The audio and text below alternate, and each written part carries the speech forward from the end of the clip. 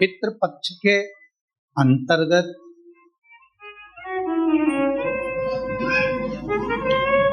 अगर पितरों की प्रसन्नता का ध्यान रखा जाता है तो उसमें सबसे मूल होता है गाय का गोबर की अलोनी जो बनाते हो, कंडा गोबरी, और उस गोबरी में उस कंडे पर जलाने के बाद उसमें घी और गुड़ या शक्कर मिलाकर उसकी धूप, ये बड़ा क्यों महाराज?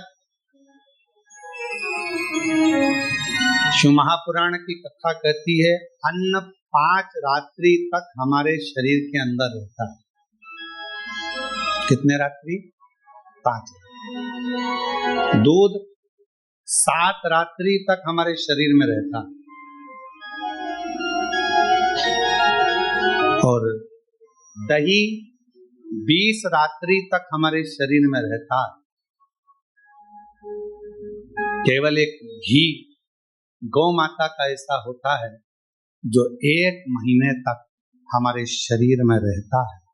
इसलिए सनातन हिंदू धर्म में, हमारे सनातन धर्म के अंतर्गत श्राद्ध पक्ष में 16 दिन गाय का गोबर का जो कंडा होता है गोबरी, उस कंडे को जलाकर उसके अंदर घी और गुड़ का धूप दिया जाता है और वो धूप हमारे पितरों की तृप्ति का केंद्र है।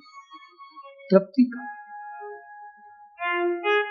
कई लोग कहते हैं गुरुजी ये धूप देना जरूरी होता है क्या? पितरों के लिए क्या कंडा जलाकर गोबरी जलाकर उसमें घी शक्कर या घी गुड़ छोड़ना जरूरी होता है? जरूरी है। हम तो हमेशा कहेंगे चाहे तुम बड़े मल्टी में रह रहे हो, मॉल में रह रहे हो, तुम्हारा मन जहां तुम VIP में रह रहे हो, तो भी प्रयास करा करो कि 16 दिन में एक दिन आप धूप जरूर दें। बहुत इसकी कई कथा का वर्णन आता है, क्यों नहीं आता? अगर हम उठाकर देखें हमारे शास्त्रों को, हमारे पुराणों को, तो आप स्मरण करेंगे कपिल मुनि जी के आश्रम में 60,000 राख के ढेर बने सूर्यवंश के पुत्र।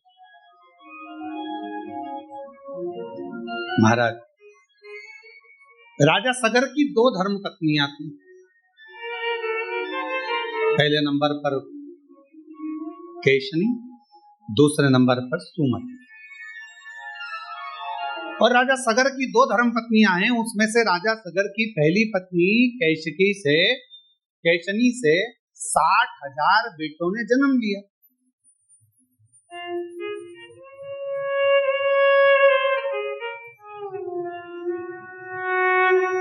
अब कई लोगों के मन में एक प्रश्न खड़ा हो जाता है, गुरुजी एक बच्चे को नारी जन्म देती है तो उसकी स्थिति क्या रहती है, और आप कह रहे हो कि 60,000 पुत्र को जन्म? तो मेरी जीजियों, मेरी बहुओं, बेटियों, मेरी माताओं, मेरी बहनों, एक बात का स्मरण रखना कि पूर्व में संतान प्राप्ति के लिए बहुत सारे व्रत होते हैं और उन व्रतों में तब साधना का जब बल बढ़ता था तो गर्भ का कष्ट नहीं होता और मां अपने बच्चों को जन्म दे देती उस तप बल के। आज भी आप लोग देखिए विदेशों में क्या होता है।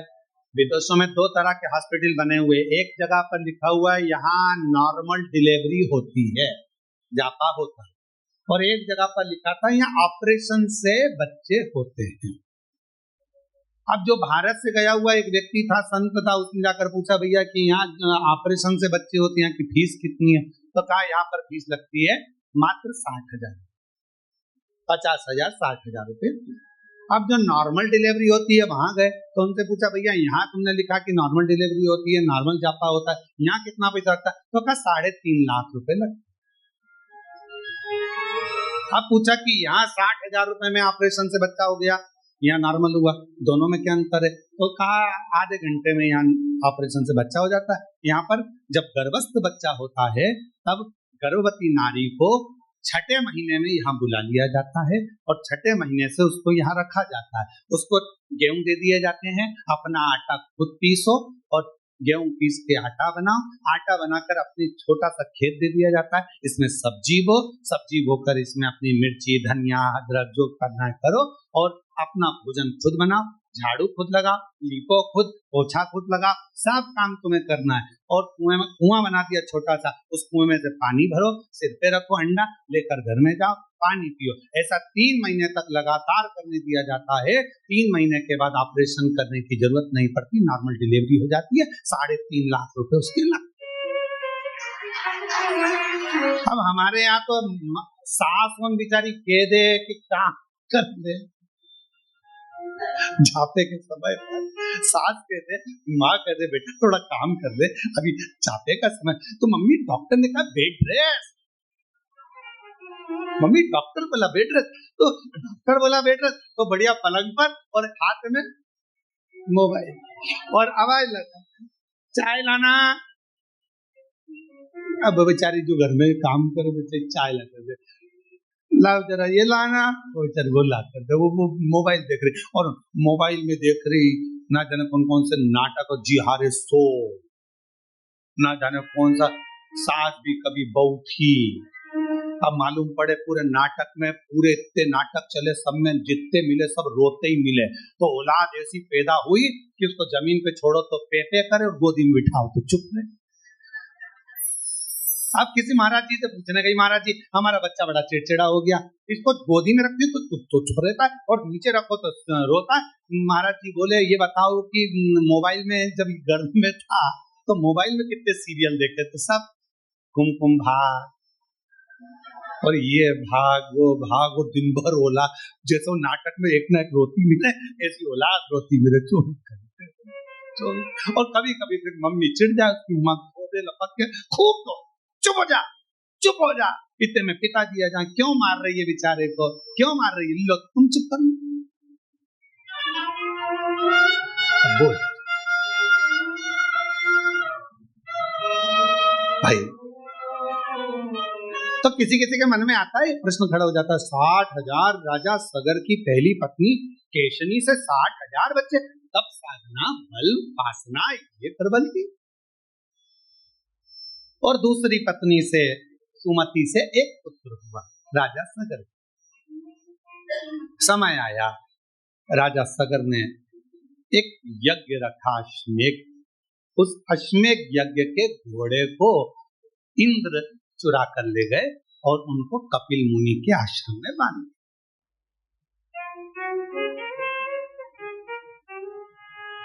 अब आपके मन में फिर अगला प्रश्न आएगा, क्या देवता ऐसे होते थे कि दूसरे के घोड़े चुरा के दूसरी जगह बांध दिए?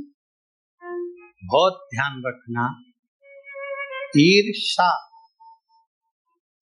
एक शब्द ऐसा है जो किसी को भी बढ़ते हुए नहीं देख सकता। आप उन्नति की सीढ़ी पर चढ़ोगे, आपको वो देख नहीं पाएगा। ईर्ष्या एक शब्द ऐसा है जो किसी को बढ़ता हुआ नहीं देख सकता। इसके पास गाड़ी कैसे आ गई, इसका बंगला कैसे बन गया, ये इतने ऊंचे पद पर कैसे पहुंच गए, इतनी अवधि कैसे हो गई, इतना प्रतिष्ठा कैसे हो गई, इतना नाम कैसे चल रहा है, इतना दौलत कैसे आ गया, इतना धन कैसे आ गया, इतना वैभव कैसे आ गया। ये ईर्ष्या व्यक्ति के भीतर पनपती है, ईर्ष्या। और फिर निवेदन है, दूसरे को कोई मतलब नहीं है, सबसे ज्यादा तकलीफ अपनों को होती है। ये ईर्ष्या अपनों को तकलीफ है। तो क्या करना चाहिए? लोग जलेंगे, ईर्ष्या करेंगे तो क्या हम गाड़ी में नहीं घूमे? लोग जलेंगे, ईर्ष्या करेंगे तो हम क्या खाना नहीं खाएं? लोग जलेंगे, ईर्ष्या करेंगे तो क्या हम कथा नहीं सुने? आप रोज रोज कथा सुन लो। अभी आस्था चैनल वाले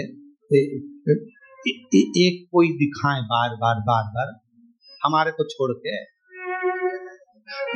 एक को दिखाए और तुम घर पे जाके जब आस्था चैनल पर कथा सुनना चालू करो और उसमें बताओ इसी इसको दिखा रहा, मेरे को दिखाया नहीं, मैं तो बैठी थी आगे बैठी और मुझे दिखाई तो भीतर ईर्ष्या है। ईर्ष्या बड़ी विचित्र, बड़ी।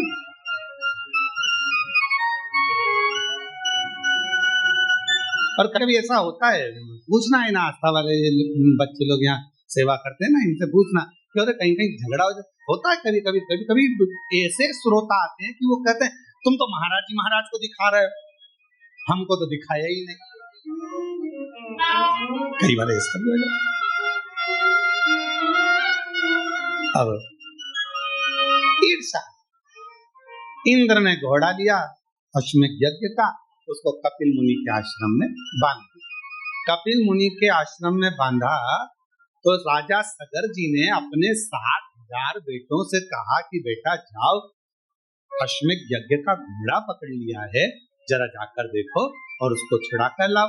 60,000 पुत्र राजा सगर के चले और राजा सगर के पुत्रों ने सब जगह पर अश्वमेध यज्ञ के घोड़े को ढूंढना प्रारंभ। बहुत सावधानी से सुनिएगा ये कथा पितृपक्षी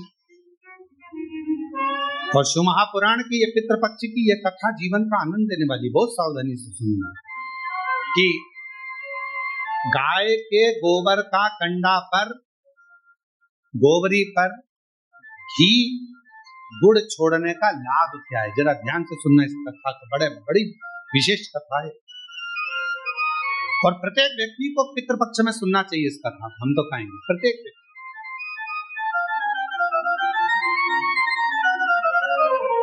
अश्वमेध यज्ञ के अश्व को ढूंढने के लिए चले। अब जगह ढूंढते रहे पर मिला नहीं। आखिरी में कहीं सूचना मिली कि कपिल मुनि के आश्रम में 60,000 जो पुत्र थे वो पहुंच गए और ये मालूम पड़ा कि कपिल मुनि के आश्रम में वो अश्वमेध यज्ञ का अश्व बंधा हुआ है। इन्होंने जाकर क्या देखा कि कपिल मुनि तो तप कर रहे, साधना कर रहे, उपासना कर रहे। कई बार नारखेड़े जी ऑनलाइन कथा आती है ना, तो कई बार लोग सोचते हैं कि ऑनलाइन कथा चल रही है तो फोन लगाते हैं कि हम महाराज जी से मिल सकते हैं, तो उनको कहना पड़ता है भैया महाराज जी श्योर नहीं है तो ऑनलाइन तो चल रही है, तो ऑनलाइन चल रही है, ऐसा जरूरी थोड़ी ना कि श्योर से ही हो।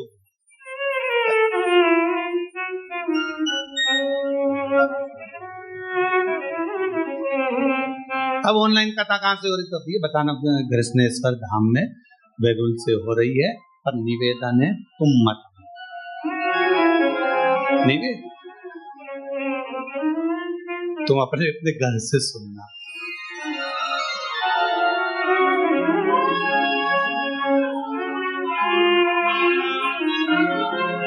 हमें हमारी जिंदगी में कोई टेंशन नहीं है, केवल तुम्हारे से।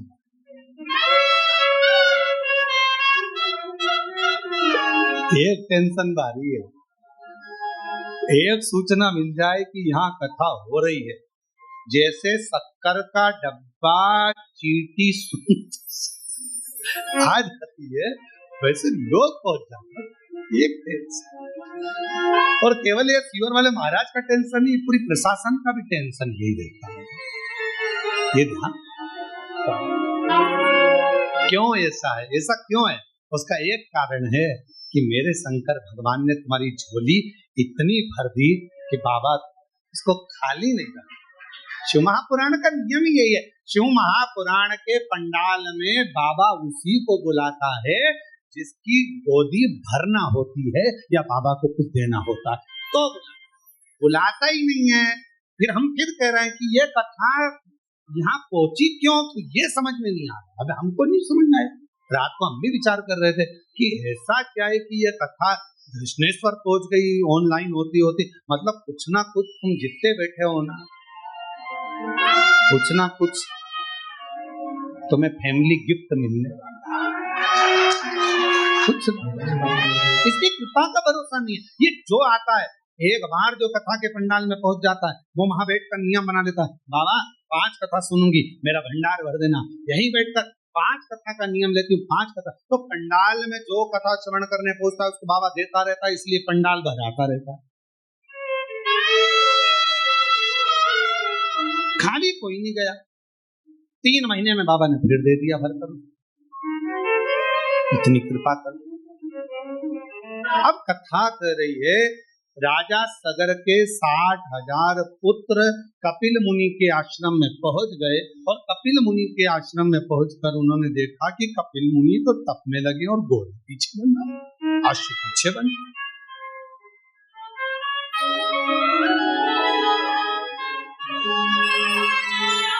अश्व पीछे। कई बार ऐसा होता है, कोई तप करने बैठता है, आंख बंद करके भजन करने बैठता है, तो ऐसा लगता है कि ये तो बेवकूफ बना रहा है। नेत्र बंद है, साधना में डूबा हुआ है, भजन में डूबा हुआ है, स्मरण में डूबा हुआ है। नहीं, वो कहीं ना कहीं उसको भक्ति खींच ली है, शिव की भक्ति ने उसको पकड़ ली। शंकर शिव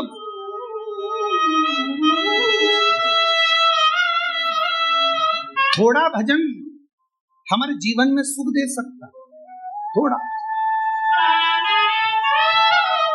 जरूरी नहीं कि कोई 4 घंटे बैठकर भजन करे तो हमें 4 घंटे बैठकर भजन करना है, कोई 8 घंटे भजन करे तो हमें 8 घंटे भजन करना है। एक बड़ा सुंदर चरित्र है, जापान में एक साबुन की फैक्ट्री खुली, साबुन की फैक्ट्री खुली तो उसमें उन्होंने साबुन बनाए तो साबुन बनाते बनाते कई साल निकल गए, और सालों निकलने के बाद में साबुन की फैक्ट्री में से कोई एक साबुन ऐसा था जिसमें साबुन ही नहीं अंदर था, और खोखा खोखा चले गए।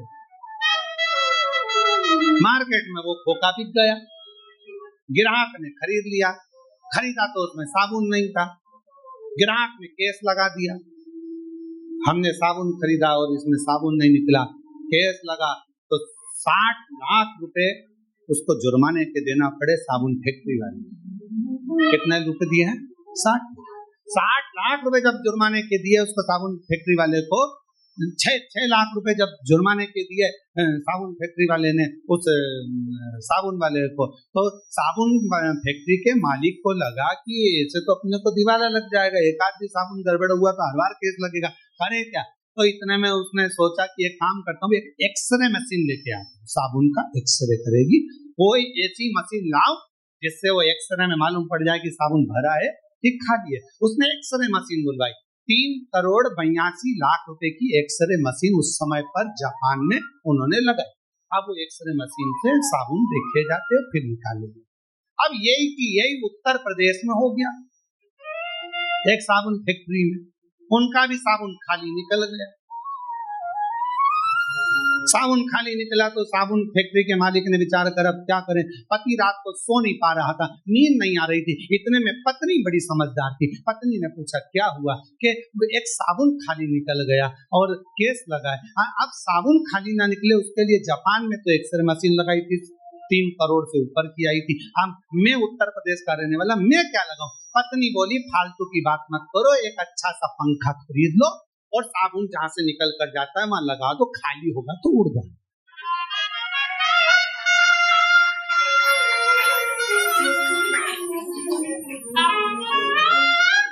कोई जरूरी है कि कोई 5 घंटा तब करेगा तो अपन 5 घंटा करें? कोई जरूरी है वो एक्सरे की मशीन लगाए तो अपन तो पंखे से काम चला लो ना। पंखा लगा दो, लिफाफा यहाँ से जाएगा, भरा होगा तो निकल जाएगा, खाली होगा तो उड़ के उधर चलेगा, उसमें क्या टेंशन। अब कोई कहे कि वो 5 घंटे वजन करता है तो मुझे 5 घंटा करना पड़ेगा, वो 7 घंटे वजन करे तो मुझे 7 घंटा करना पड़ेगा, वो 10 घंटा वजन करे तो ना बाबा, हम भोलेनाथ के, भोलेनाथ हमारे, और हम जितना भजन करें वो दिल से भले एक बार जपो।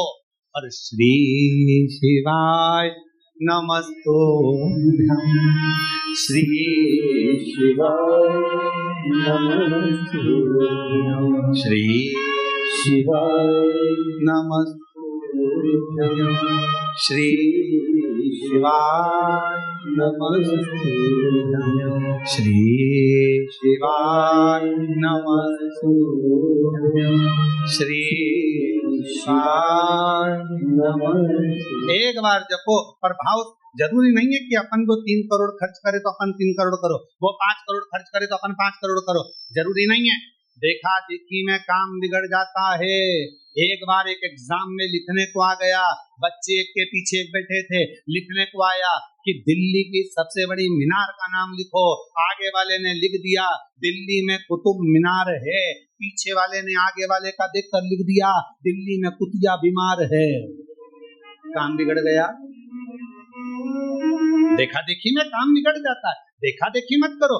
वो 8 घंटा वजन करे तो हम 8 घंटा करे, वो 5 घंटा वजन करे तो हम ना ना ना, हम तो बाबा के भरोसे चलते हैं, हम तो बाबा के भरोसे चलते हैं। ये दुनिया वाले जलते हैं, ये दुनिया वाले जलते हैं, हम तो बाबा के भरोसे चलते। तो जरूरी नहीं कि कोई 5 घंटा भजन करे, अपन 5 घंटा करो, कोई 7 घंटा भजन करे तो अपन 7 घंटा, अपने से जितना। कपिल मुनि बैठे थे, तप कर रहे थे, साधना कर रहे थे, और कपिल मुनि तप साधना कर रहे हैं और 60,000 पुत्रों ने जाकर देखा ये तो आंख बंद करके बैठा हुआ, घोड़ा हमारा चुरा के लाया, अश्व हमारा लाया, और तप करने बैठा तो लगा ये तो ढोंग कर रहा, पर घोड़ा उसने नहीं छोड़ा। कई बार जरूरी नहीं कि जो हमने देखा है वही सत्य, उसके पीछे कोई क्रम भी हो सकता है।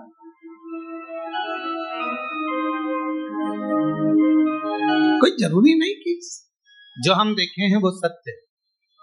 कई बार हम ये भी सोचते हैं कि हमने ये सब सुना है, तुमने आकर देखा, वहां तुमने आकर देखा। अभी कावड़ यात्रा हुई सीहोर में, उड़ा दिया खूब रुद्राक्ष, ऐसा हुआ, रुद्राक्ष वितरण हुआ तो उसमें भगदड़। अरे भाई, सीहोर कुबेरेश्वर धाम का नियम है, कावड़ यात्रा में 2 दिन पहले रुद्राक्ष वितरण बंद होता है, पीछे के 5 दिन तक बंद रहता है। रुद्राक्ष महोत्सव जब सीहोर में होता है तो 1.5 महीने रुद्राक्ष वितरण बंद रहता है। दीपावली पर जब खजाना वितरण होता है तब 2 दिन तक रुद्राक्ष वितरण बंद होता है। गुरु पूर्णिमा का दिन होता है तो रुद्राक्ष वितरण बंद होता है। तो वहां भगदड़ होगी कहाँ से? अब वो तो कोई बीमार है, कोई तकलीफ में है, कोई कष्ट में है, किसी को दमा हो गया, श्वास चली गई, किसी को अटैक आ गया, ऐसे किसी के प्राण छूट जाए तो लोगों को बदनाम कुबेरेश्वर धाम को करना। और बदनाम बाबा, आई मृत्यु जाना पड़े, चाहे आप हो चाहे हम हो, जहां जिसकी लिखी है उसको वहां जाकर परमात्मा से मिलना पड़ेगा। और अंत समय प्रभु आना पड़ेगा, वचन दिया तो निभाना पड़ेगा। आए ना आए प्रभु हुकुम कबीरा, अंत समय प्रभु आना पड़ेगा, वचन दिया तो निभाना पड़ेगा। अंत समय प्रभु आना पड़ेगा। अंत समय तो जहां आया वहां जाना ही है, कोई रोक नहीं सकता, कोई नहीं रोक।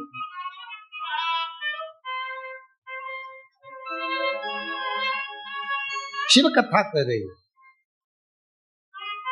लग रहा है कि कपिल मुनि, अब तुमने देखा क्या 60,000 उन पुत्रों ने क्या देखा कि घोड़ा इन्हीं क्या बन रहा है और ये आंख बंद करके बैठे। इनको तो मालूम नहीं कि इंद्रदेव ने चुराया और यहाँ लाकर बांध दिया, इनको तो ये मालूम ही नहीं है।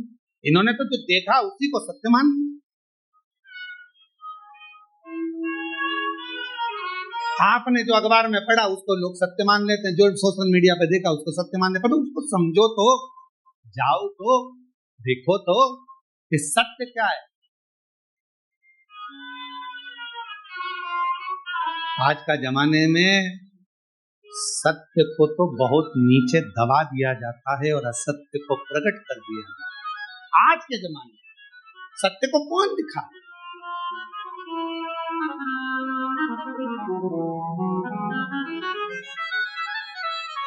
शिव कथा कर रही है, भगवान का चरित्र कर रहा है, पावन चरित्र वर्णन कर रहा है। देखा कि अश्विन बंधा हुआ है कपिल मुनि के आश्रम में, बड़ा आश्चर्य हुआ। एक संत आंखें बंद कर बैठा है, तप कर रहा है, साधना कर रहा है, और बताओ उसने वो घोड़ा बांध रखा है, वो भी चोरी कर रहा है। गुस्सा आ गया 60,000 उन पुत्रों को, और उन्होंने तुरंत कपिल मुनि को अपशब्द कहना प्रारंभ किया। हर हर महादेव, अपशब्द कहना प्रारंभ करा। जैसे ही कपिल मुनि को अपशब्द कहना प्रारंभ करा तो कपिल मुनि के नेत्र खुल गए। तुम चोर हो, तुमने हमारा अश्व चुराया है। अश्वमेध यज्ञ का जो सुना, कपिल मुनि के नेत्र की ज्वाला भड़क पड़ी। और तप में कोई डूबा हुआ होता है, साधना में कोई डूबा हुआ होता है, भक्ति में कोई डूबा हुआ होता है, उसकी नेत्र की ज्योति में तेज उत्पन्न होता है। एक तेज,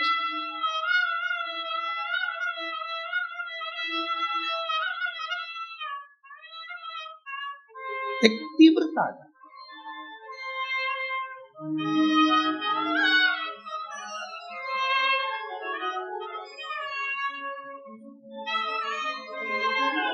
हम क्यों कहते हैं कि हम भगवान को देखें, भगवान हमें ना देखे? अपने नेत्रों से परमात्मा हमको ना देखे, भीतर के नेत्र से परमात्मा हमको देखे। शिव जी ने अपने नेत्र से कामदेव को देख लिया था, जलकर भस्म हो गया। भगवान ने तृणावत को देख लिया था, तृणावत जलकर भस्म हो गया। हम परमात्मा को देखे, परमात्मा हमको तो केवल भीतर के नेत्रों से है। हम भगवान को याद करें, ये जरूरी है कि हम परमात्मा को याद करें। पर भगवान से कहना तुम हमको याद मत कर ले। जिस दिन उसने तुम्हें याद कर लिया, तुम यहाँ नहीं दिखोगे सीधे। भगवान से कहना हम तुम्हें याद करें, पर तुम हमें याद मत करना। याद उसको करा जाता है जो दूर चले जाता है। मेरे शिव, आप तो अपने हृदय में हमको बिठा कर रखना, हमें याद मत करना। हम तेरे पुत्र हैं, हम तेरी संतान हैं, हम तेरी औलाद हैं। अपने हृदय, अपने दिल। आज हम कृष्णेश्वर बाबा के दर्शन करने गए, और जब कृष्णेश्वर बाबा के दर्शन करने के लिए कृष्णेश्वर बाबा के मंदिर में पहुंचे हैं, तो बाबा से जाकर हमने एक ही बात कही, हाथ जोड़कर उनसे स्पर्श करते हुए कहा, बाबा बड़ी करुणा करी आपने। ये कथा आपकी गोद में हो रही है, बेरुल में हो रही है। कृष्णेश्वर बाबा, इस कथा को मैं किसी को सुनाने नहीं आया हूँ, केवल आपको सुनाने आया हूँ। मेरे बाबा, आप इस कथा को श्रवण करने जरूर आना, जरूर।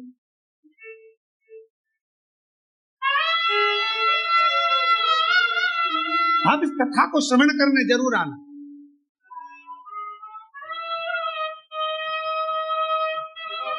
और मेरा विश्वास कहता है 7 दिन में एक दिन जिनके घर में अपन कथा करने बैठे हैं, कृष्णेश्वर महादेव के, मेरा विश्वास कहता है वो घर का मालिक एक दिन जरूर आए। विश्वास कर, मिलने, देखने, आनंद। आप दिल से, बाबा हम आपको याद करें, पर आप याद मत करो। आप तो हमको अपने दिल में रखो। याद उसको किया जाता है जो दूर होता है। आप हमसे दूर रहते हैं, इसलिए हम आपको याद करते हैं, पर हम तो आपके भक्त हैं, आपके दिल में रहना चाहिए। आप हमें याद मत करो, याद करोगे तो निपट जाएंगे हम। आप तो हमको अपने दिल में, जैसे एक वो बूढ़ी माँ नहीं बोलती, एक बूढ़ी अम्मा लकड़ी बीनती है, गट्टा बांधती है, सिर पे रखती है, बेचारी थक जाती है, हे भगवान थक गई उठा ले, हे भगवान उठा ले, हे भगवान उठा ले। एक दिन पार्वती जी ने शंकर जी से कहा, इतना बोल रही उठा क्यों नहीं लेते? शंकर जी जैसी बोली उठा ले, शंकर जी पहुंच गए, माँ चल मैं तुझे उठाने आ गया। इतने में बूढ़ी माँ बोली, मैं मेरे को उठाने की नहीं बोल रही, मैं तो बोल रही लकड़ी का गट्ठा उठा ले।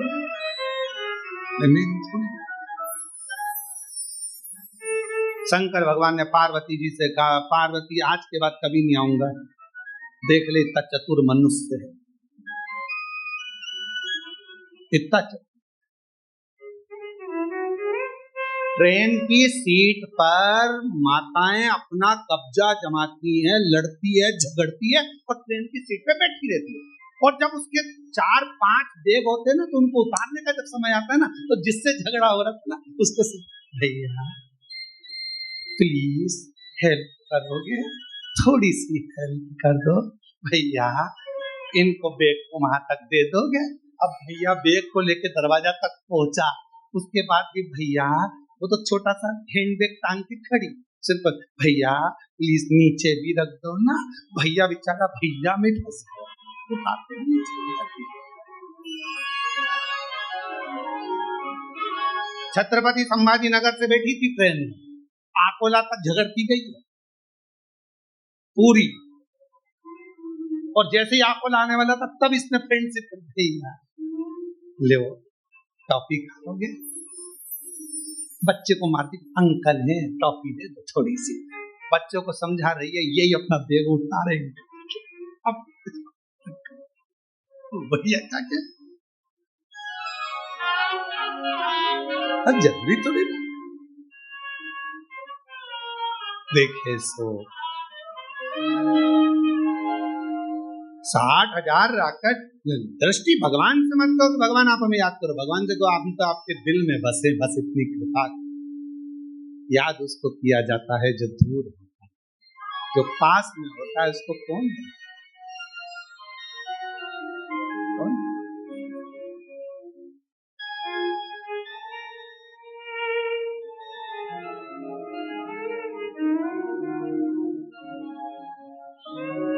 अब क्रोध आया कपिल मुनि को, 60,000 राख के ढेर बने। जब 60,000 राख के ढेर बने, सब जलकर भस्म हो गए। कौन राजा सगर को बताए कि तुम्हारे पुत्र जल गए हैं, भस्म हो गए हैं, राख के ढेर बन गए हैं कपिल मुनि के आश्रम में? कौन बताने जाए? कोई नहीं। सब जल गए तो बताए कौन? अब राजा सगर की पहली पत्नी के पूरे बेटे मर गए, भस्म हो गए। राजा सगर की दूसरी पत्नी सुमति का एक बेटा था, राजा सगर ने उस दिलीप को भेज दिया, जाओ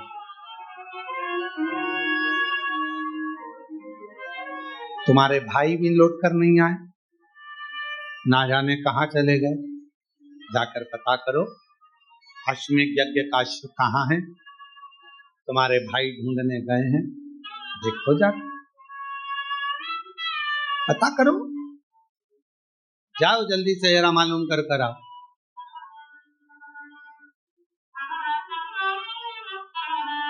पितृपक्ष की देव पितृ श्री शिव महापुराण बेलूर से जो चल रही आस्था चैनल पर लाइव ऑनलाइन, उस कथा का मूल बिंदु समझना, घी और गुड़ का धूप का मतलब क्या हो, उसका कितना फल समझ।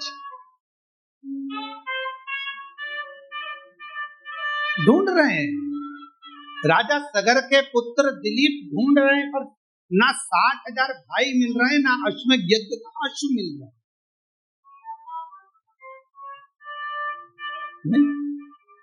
तब आखिरी में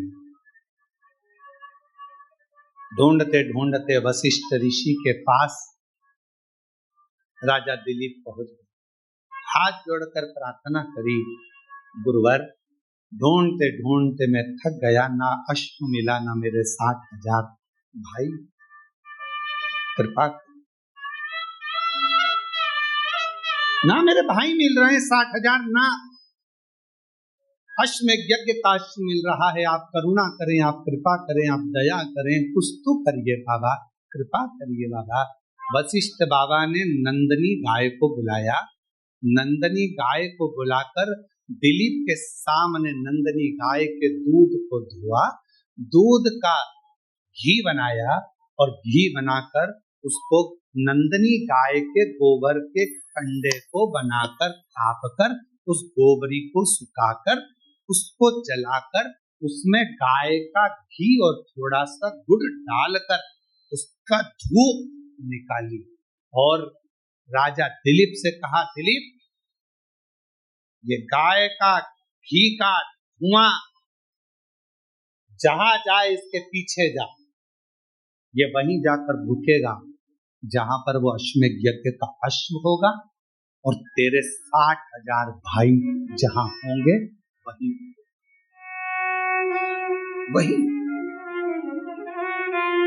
कई लोग कहते पितृपक्ष में घी गुड़ घी शक्कर गोबरी पर कंडे पर जलाकर क्यों छोड़ना, क्यों? कई लोग कहते मम्मी ओल्ड हमारे को हम नहीं करेंगे मम्मी, हम क्यों? वशिष्ठ बाबा ने कहा ये धुआं, इस घृत का धुआं वही जाकर रुकेगा जहां तेरे 60,000 भाई हो। ये घृत का धुआं वहीं जाकर रुकेगा जहां पर वो अश्वमेघ यज्ञ का अश्व हो। और मेरी जीजियों, मेरी बेटियों, मेरी माताओं, मेरी भाभियों, मेरी बहुओं, मेरे भाई, मेरे बहन, मेरे जीजाओं, मेरे पिता तुल्य बुजुर्गजन, मेरी माताओं, श्राद्ध पक्ष में अगर थोड़ा सा भी कंडे को जलाकर गाय के गोबर को सुखाकर उसका कंडे पर अगर थोड़ा सा घृत गाय का घी और गुड़ दिया है तो उसका धुआं तुम्हारे घर से निकलकर आपके पूर्वजों तक पहुंच ही जाता है। उस धूप का फल, वो धूप का फल पहुंचता। हे राजा दिलीप, जाओ इस धुएं के पीछे पीछे। राजा दिलीप चल दिए, धुआं आगे। और हमारे यहाँ शिव महापुराण में तो धुएं की बड़ी महत्वता, क्योंकि भगवान शंकर का नाम धूमवान है और माता पार्वती का एक नाम धूमावती है। आज भी दतिया में, जबलपुर के पास धूमा गांव में माँ धूमावती माता के दर्शन होते। शिव जी का एक नाम ध्रुव है, धूमवान।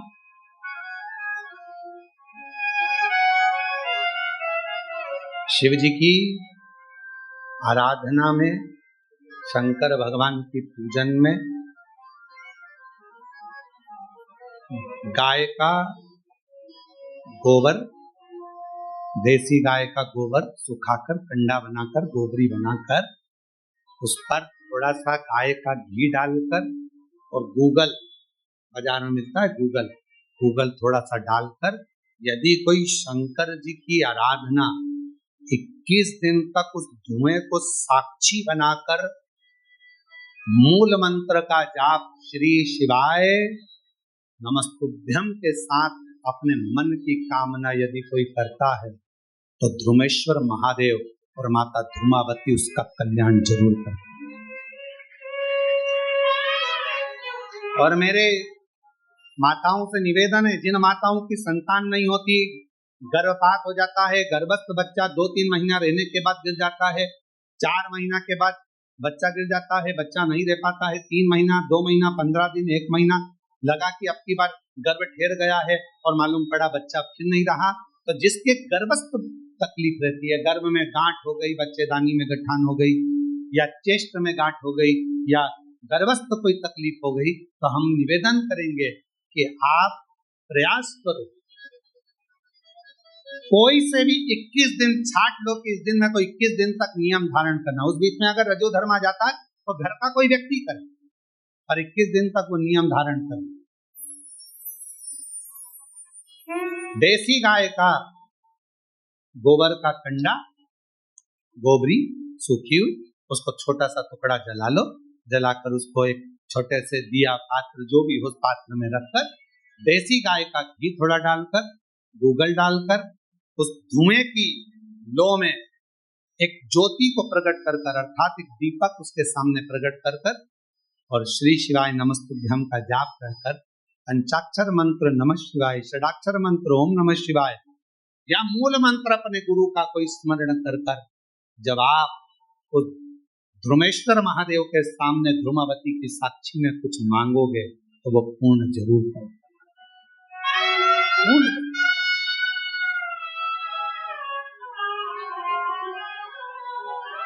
पूर्ण करें। बोल ध्रुमेश्वर महादेव की, ध्रुमावती माता की। ध्रुमेश्वर महादेव और ध्रुमावती माता ये धुएं के रूप में प्रकट हुए।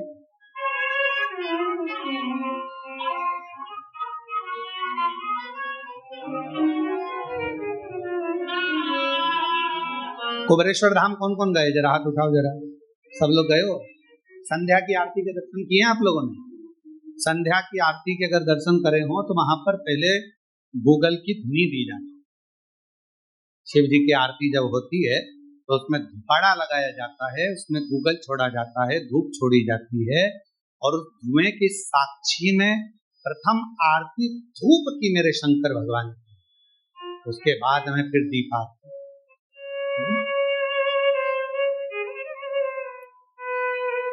और कहीं कहीं आरती में आपने दर्शन करा होगा कि धूप की आरती के बाद धूपाड़े को रख दिया जाता है, उसके बाद दीप आरती होती है। पर हमारे कुबेरेश्वर धाम में धूप और दीप दोनों आरती साथ में होती है। धूपेश्वर महादेव, धूमेश्वर महादेव की भी, मतलब अर्थात धूप से आरती, और दूसरा ज्योति में ज्योतिर्लिंग होता है इसलिए ज्योति की आरती, ये दोनों एक साथ उतरती है, दोनों साथ। पर शुरुआत धूमेश्वर से है। महापुराण वर्णन कर रहे हैं भगवान देवदेव महादेव का पवित्र चरित्र का वर्णन कर।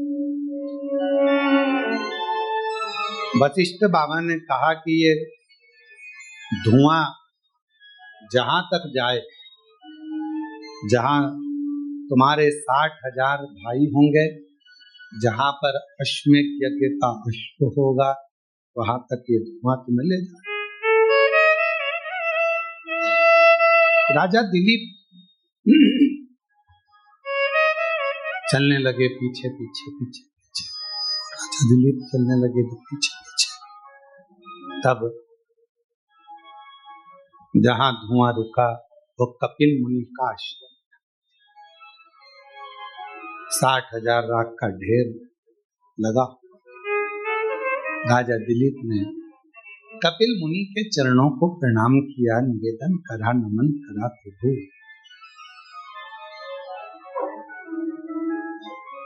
ये राख के ढेर कौन है? कहा राजन ये तुम्हारे भाई हैं 60,000।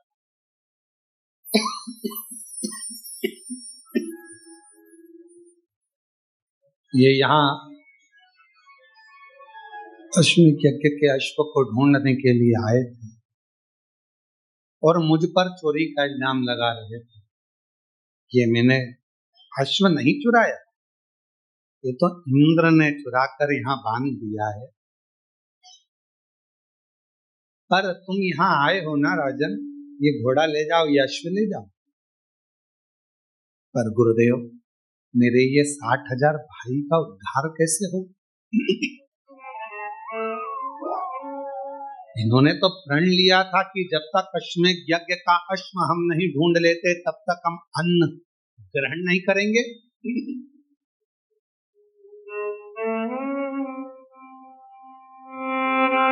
ढूंढते ढूंढते इन्होंने यहाँ पर आए और इनके प्राण चले गए। तो भूखे भी थे, प्यासे भी थे, कुछ भाग भी।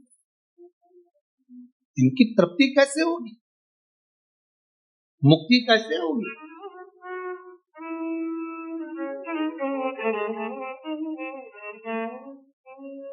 जाओ जब पृथ्वी पर मृत्यु लोक पर गंगा मैया आ जाए, तुम लेकर आ जाओ और वो गंगा का जल उनको तार। पर गंगा जल नहीं आए जब तक तो इनका मुक्त होना, मोक्ष होना, इनका अन्न भाग, इनका भोजन, इनकी तृप्ति कैसे होगी? कैसे? कपिल मुनि ने कहा ये तो वशिष्ठ बाबा ही बताएंगे, ये तो वशिष्ठ ऋषि ही बताएंगे, मैं नहीं बता। पर इतना जरूर कहता हूं, जिस दिन गंगा मैया आएगी ये 60,000 राख के ढेर उस दिन तर जाएंगे, मुक्त हो जाएंगे। दिलीप चले वशिष्ठ बाबा के पास में पहुंचे कि ये जो तुमने गाय का घी छोड़कर, गुड़ छोड़कर जो धुआं दिया था, उस शिवजी ने, वो धुमेश्वर ने हमको मार्ग तो बता दिया धुएं ने, पर मेरे भाई जो 60,000 राख का ढेर बन गए वो भटक रहे होंगे, क्योंकि उन्होंने संकल्प लिया था जब तक अश्व ना ढूंढे तब तक हम कुछ ग्रहण ना कर, भूखे होंगे, प्यासे होंगे। वशिष्ठ ऋषि ने कह दिया तुम चिंता मत करो,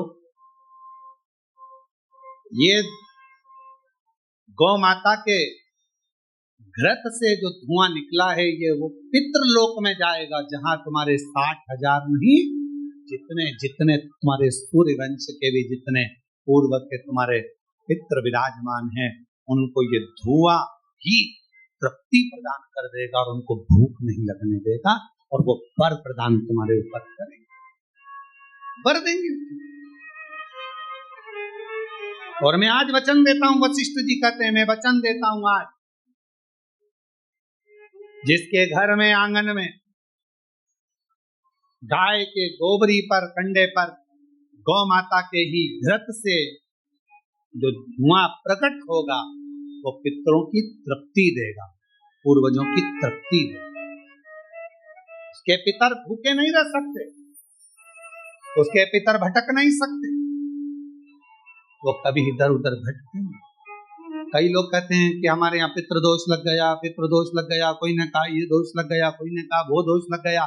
शिव महापुराण की कथा, राजा भागीरथ का चरित्र, दिलीप का चरित्र, राजा सगर का चरित्र, 60,000 उन पुत्रों का चरित्र वर्णन कर रहा है कि जरा से धूप से दिए हुए जरा सी घी की आहुति से पितरों को तृप्ति